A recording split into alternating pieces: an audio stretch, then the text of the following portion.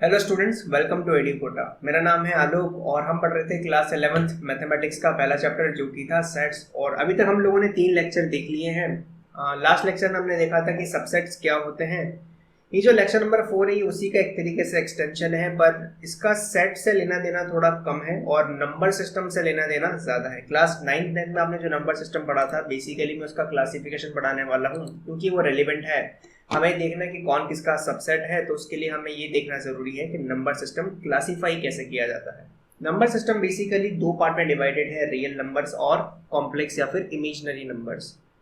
दुनिया में जो कुछ भी आप देखते हो, जितने भी नंबर्स आप देखते हो जिनसे आप डील करते हो, रूट, पॉइंट वाले, फ्रैक्शन हो गए, नेगेटिव, पॉजिटिव, जीरो, ठीक है, प्राइम, कंपोजिट, को प्राइम, जितने भी नंबर हैं उन सब नंबर्स को हम कहते हैं रियल नंबर, क्योंकि वो रियल में एग्जिस्ट करते हैं। तो इमेजिनरी नंबर किसे कहते हैं? जो हमारे ख्यालों में है, यानी कि जिनका रियल में कोई एग्जिस्टेंस नहीं होता, बट फिर भी हम उन्हें पढ़ते हैं क्योंकि ये आगे जाके हायर मैथमेटिक्स में कुछ इक्वेशन सॉल्व करने के लिए ज़रूरी होते हैं। कॉम्प्लेक्स नंबर्स को बेसिकली हम रिप्रेजेंट करते हैं कैपिटल सी से और रियल नंबर को कैपिटल आर से। ये बात तो आपने पहले भी पढ़ी होगी। बहुत से बच्चे ऐसे जिन्होंने चार्ट हो सकता है पहली बार देखा हो, जिनको क्लासिफिकेशन नहीं पता हो, तो आप लोगों के लिए तो ये लेक्चर बहुत ज़्यादा ज़रूरी है, इसलिए मैंने इसको रिविजन में रखा है। मैंने यहाँ पर बताया कि √-1 को हम स्मॉल आई से डिनोट करते हैं। बेसिकली स्मॉल आई का मतलब होता है आयोटा। इसकी फुल फॉर्म है। आयोटा का मतलब क्या है, हम ये समझाने की कोशिश करता हूँ। ठीक है, आप देखिए, कॉम्प्लेक्स नंबर या इमेजिनरी नंबर हम कब कहते हैं कि कोई नंबर इमेजिनरी है? इसकी शुरुआत हुई थी, आपने एक फॉर्मूला पढ़ा होगा उससे, -b plus minus under root of b² - 4ac upon 2a। इसको क्वाड्रेटिक फॉर्मूला कहते हैं, है ना। क्वाड्रेटिक फॉर्मूला में किसी क्वाड्रेटिक इक्वेशन के रूट्स निकालने के लिए हम इसका इस्तेमाल करते हैं और हम इस पोर्शन को कहते हैं डिस्क्रिमिनेंट। जो b² - 4ac है, दैट इज कॉल्ड डिस्क्रिमिनेंट। और इस पे कंडीशन होती है, अगर ये ग्रेटर देन 0 है तो आपके क्या होते हैं, रियल एंड अनइक्वल रूट्स, या फिर डिस्टिंक्ट रूट्स बोल लो। रियल एंड डिस्टिंक्ट रूट्स आते हैं। अगर दूसरी कंडीशन क्या है कि ये b² - 4ac कल से इक्वल टू 0 हो गया, तो हम बोलेंगे रियल एंड इक्वल रूट्स।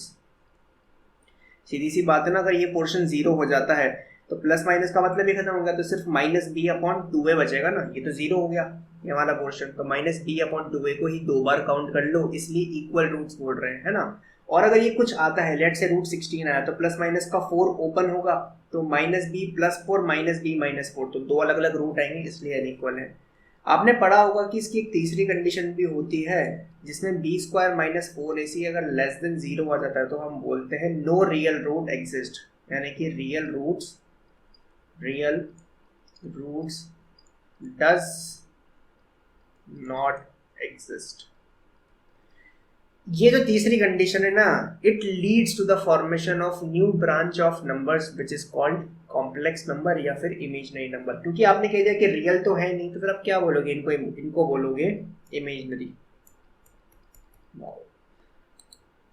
तो हम थोड़ा सा कलर चेंज करके देखते हैं ताकि मजा आए देखने में।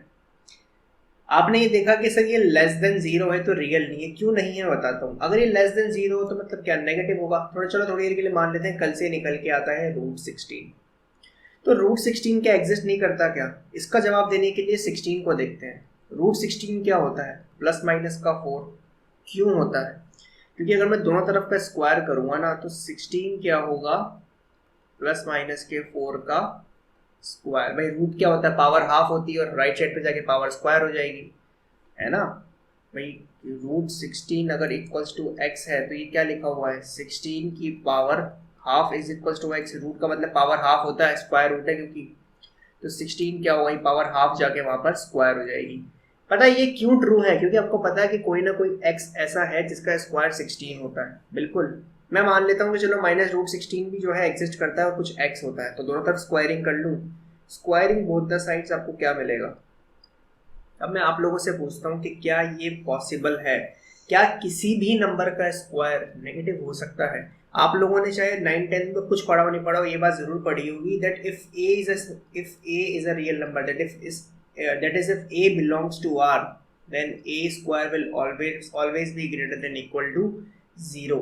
यानी कि किसी भी नंबर का जो स्क्वायर है वो या तो 0 होगा, अगर 0 है तो उसका स्क्वायर 0 ही होगा, वरना स्क्वायर हमेशा पॉजिटिव होता है। और यही कारण है कि कि कोई भी x ऐसा एग्जिस्ट नहीं करता, कोई भी ऐसा रियल नंबर x तो नहीं है जिसका स्क्वायर नेगेटिव हो। इसीलिए कहते हैं बच्चों कि इस कंडीशन में कोई भी रियल रूट एग्जिस्ट नहीं करते, क्योंकि किसी भी रियल नंबर का स्क्वायर जो है वो नेगेटिव हो ही नहीं सकता। तो यही बात मैं आपको बताने वाला था। चलो वापस से हमारी स्लाइड्स पे आ जाते हैं। तो आप देखेंगे कॉम्प्लेक्स नंबर क्या होता है, रूट के अंदर नेगेटिव पोर्शन, और रूट -1 को हमने आयोटा मान लिया, तो फिर -3 -4 को आयोटा के टर्म्स में हम लिख सकते हैं। तो इसको छोड़ देते हैं, इसका कोई और क्लासिफिकेशन पॉसिबल नहीं, हमारे कोर्स में तो नहीं है। रियल नंबर फिर दो पार्ट में डिवाइडेड होते हैं, रैशनल नंबर्स और irrational numbers. Irrational number basically कौन होते हैं, पाई, ठीक है।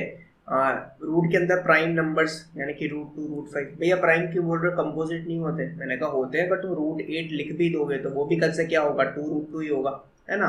तो क्योंकि अगर प्राइम √2 इर्रेशनल है तो 2 √2 भी इर्रेशनल होगा। ये पढ़ के आए 9th 10th में, बेसिकली प्रॉपर्टीज होती हैं कि एक रैशनल और इर्रेशनल का प्रोडक्ट हमेशा इर्रेशनल ही आएगा।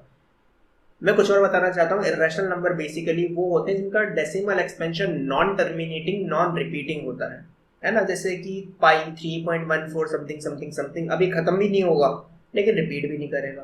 तो भैया अगर नॉन टर्मिनेटिंग है और रिपीटिंग हो तो काम बन जाएगा। मैंने कहा बिल्कुल, जैसे 3.333 ये भी नॉन टर्मिनेटिंग है, खत्म कहाँ हो रहा है लेकिन रिपीट हो रहा है, तो मुझे पता है कि ये 10/3 है। तो which leads me to the definition of rational numbers. A number is said to be rational if it can be expressed in the form of p by q, where p and q are integers and q is not equals to 0. तो आप देख सकते हो 10/3 क्या है, p by q की format में लिखा है, जहाँ पर 10 और 3 दोनों के दोनों इंटीजर हैं और आपका जो 3 है वो नॉट इक्वल्स टू 0 है। बेसिकली डिनोमिनेटर 0 नहीं होना चाहिए। तो आपके रैशनल नंबर कौन होते हैं, जिनका डेसिमल एक्सपेंशन या तो टर्मिनेटिंग हो, क्योंकि मैं कलर चेंज कर लेता हूँ, येलो कलर अपन ने यूज़ किया हुआ है और ये ले लेते हैं। चलिए, जैसे मान लो 1.5 है तो आप उसको इजीली लिख सकते हो 15/10, है ना, और काट पीट के फिर लिख सकते हो 3/2। तो आपने क्या करा कि अगर टर्मिनेटिंग डेसिमल एक्सपेंशन है तो रैशनल हो ही गई, नॉन टर्मिनेटिंग नॉन रिपीटिंग है तो हम रैशनल बना सकते हैं। अगर नहीं आया तो 9th 10th की मैथमेटिक्स को रिवाइज करो, चीज़ें समझ में आएगी। बेसिकली 9th क्लास की मैथमेटिक्स में ये चीज़ें हैं। फिर रैशनल नंबर जो है उनका क्लासिफिकेशन है, तो इर्रेशनल का नहीं होता। इर्रेशनल नंबर का कोई और क्लासिफिकेशन पॉसिबल नहीं है, और अगर है भी तो वो हमारे सिलेबस के हिसाब से रेलिवेंट नहीं, क्योंकि उसके जो भी एलिमेंट, जो भी क्लासिफिकेशन होंगे या जो भी उनका सेट बनेगा उसको हम बेसिकली कोई नाम नहीं देते हैं। आप देखोगे यहाँ पर जितने भी सेट को दिया है मैंने उनके आगे उनका सिंबल लिखा है कि उनको किस तरह रिप्रेजेंट किया जाता है, और इसलिए ये सेट जो है बच्चों रेलिवेंट है। रैशनल नंबर फिर दो पार्ट में डिवाइडेड होते हैं, इंटीजर्स और नॉन इंटीजर्स। इंटीजर्स को बहुत से, जो ज़्यादातर बुक्स तो जेड से रिप्रेजेंट करती है, ठीक है, और बहुत सारे जो ऑथर्स हैं, फॉरेन ऑथर्स हैं, वो आपको कैपिटल आई से भी डिनोट करते हुए मिलेंगे, इसलिए मैंने जेड और आई दोनों लिखे। हम बेसिकली जेड यूज़ करने वाले हैं क्योंकि एनसीईआरटी वही सपोर्ट करती है। दूसरे होते हैं नॉन इंटीजर्स, यानी कि जो इंटीजर नहीं होते। कौन, पॉइंट वाले नंबर यानी कि डेसिमल। अच्छा, डेसिमल को तो अभी आपने देखा फ्रैक्शन में लिखा जा सकता है, चाहे वो टर्मिनेटिंग हो नॉन टर्मिनेटिंग हो, इसलिए इनको फ्रैक्शंस भी कहा जाता है। अनफॉर्चुनेटली इसका कोई सिंबल तो नहीं होता है, आप नाम से ही लिखते हैं, और ये ज़्यादा काम भी नहीं आते हैं क्योंकि क्लासिफिकेशन है, इसलिए मुझे बताना पड़ रहा है।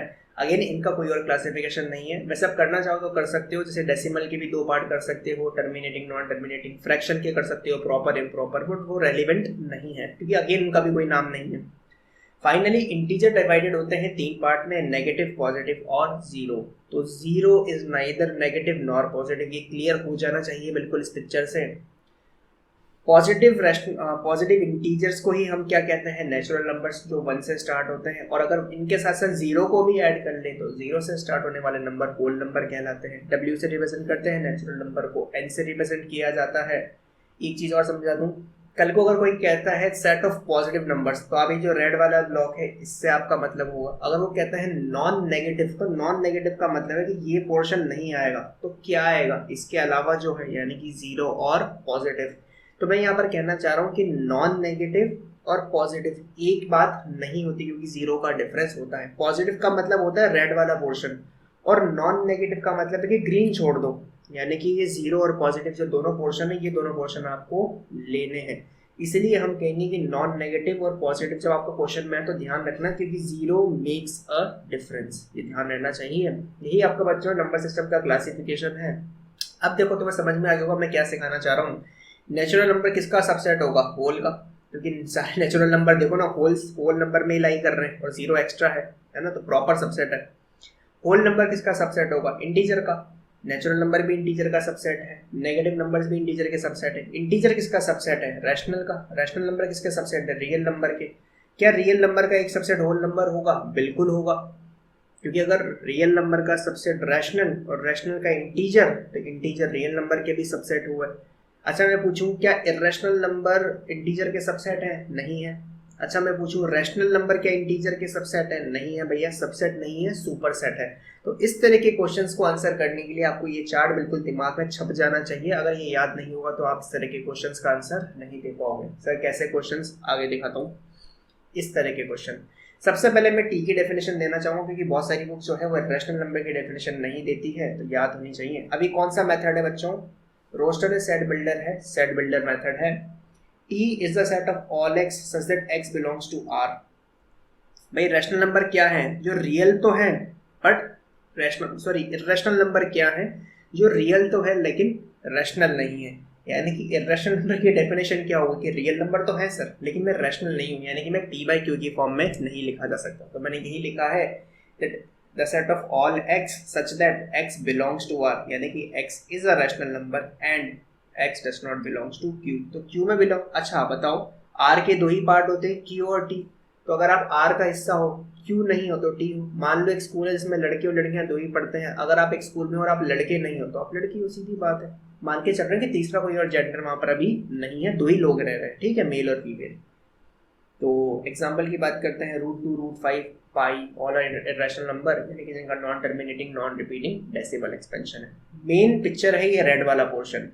आप देखो नेचुरल नंबर है वो होल नंबर का सबसेट है, बिल्कुल है। होल नंबर इंटीजर का सबसेट और प्रॉपर है, इम्प्रॉपर भी नहीं है, इसलिए मैंने वो इक्वल वाला सिंबल नहीं लगाया। जो इंटीजर है वो रैशनल नंबर का सबसेट है, और रैशनल नंबर फाइनली किसका सबसेट है? Irrational number, sorry real number का।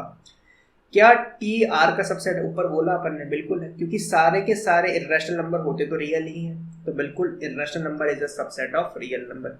क्या नेचुरल नंबर इरेशनल नंबर का सबसेट है? बिल्कुल नहीं होता। आप देख लो, नेचुरल नंबर और इरेशनल नंबर का कोई लेना देना नहीं है। अगेन, क्या इंटीजर नेचुरल नंबर का सबसेट है? नहीं भैया, उल्टा बोल रहे हो आप। नेचुरल नंबर इंटीजर का सबसेट है, आप पहले पॉइंट में बोल के आए हो। तो जेड एन का सबसेट नहीं है, लेकिन जो एन है वो जेड का सबसेट है, ये ट्रू है। तो इस तरह के क्वेश्चंस का आंसर देने के लिए जरूरी है कि आपको पता हो कि आपका नंबर सिस्टम कैसे क्लासिफाइड है, कौन सा नंबर किसके ऊपर आता है, कौन किसके नीचे आता है। तो आई होप समझ में आया होगा, इसका रेलिवेंस समझ में आया होगा। अगर आप लोगों में से किसी ने देखा हुआ है तो आप, अच्छी बात है कि आपको आता है, पर जिन लोगों ने नहीं देखा, जिन्होंने पहली बार देखा है, मैं कहूँगा कि आप इसको बिल्कुल नोट करें। जिसे नोट तो सब कुछ ही करना है हर लेक्चर में, मैं पीपीटी में वही बातें लिख रहा हूँ जो प्रॉपर नोट करने वाली है। जो मैं एक्स्ट्रा ये पेन टैप से लिखता हूँ इनको आप इग्नोर कर सकते हो, कोई प्रॉब्लम वाली बात नहीं है। पर जो यहाँ पीपीटी में टाइप्ड है वो तो आपको लिखना है, प्रॉपर नोट्स है आपके, ठीक है। तो आई होप आपको समझ में आया होगा। ये शॉर्ट लेक्चर था इस बेसिक सी चीज़ के ऊपर। आगे हम कंटिन्यू करने वाले हैं इंटरवल से, ओपन इंटरवल, क्लोज इंटरवल वगैरह जो भी होती है। तो लेक्चर नंबर जो 5 है वो पूरा का पूरा इंटरवल्स के ऊपर बेस्ड होगा। इंटरवल्स क्या काम आते हैं, कैसे यूज होते हैं, ये हम उसमें देखने वाले हैं। सेट्स में क्यों रेलिवेंट है वो मैंने आपको बताया था ना कि रियल नंबर के लिए कोई डेफिनेशन नहीं होती। एक तरीका और है रियल नंबर्स को रिप्रेजेंट करने का सेट की फॉर्म में, और वही होती है इंटरवल्स। ये अल्टरनेट मेथड है, तो ये हम आगे देखने वाले हैं। तो आई होप आपको ये लेक्चर समझ में आया हो, क्योंकि अगला लेक्चर थोड़ा सा लंबा होने वाला है। इंटरवल्स थोड़ा सा टाइम लेते हैं समझने में, बहुत से बच्चे उसको भी पहली बार पढ़ने वाले हैं, तो हम उसको समझाएंगे। तो आशा करता हूँ आपको अभी तक का जो लेक्चर है वो समझ में आया होगा। और अगर अभी तक आपको ये सीरीज पसंद आ रही है तो आप चैनल को सब्सक्राइब करें, वीडियोस को लाइक करें और अपने फ्रेंड्स के साथ भी शेयर करें, ताकि उन्हें भी जो है इस कंटेंट का फ़ायदा मिल सके। और अगर आपका कोई डाउट है, कोई सजेशन है, तो कमेंट सेक्शन में ज़रूर लिखें, ठीक है। We will be very happy to solve them. और ये वीडियो एंड तक देखने के लिए आप लोगों का धन्यवाद। जय हिंद, वंदे मातरम।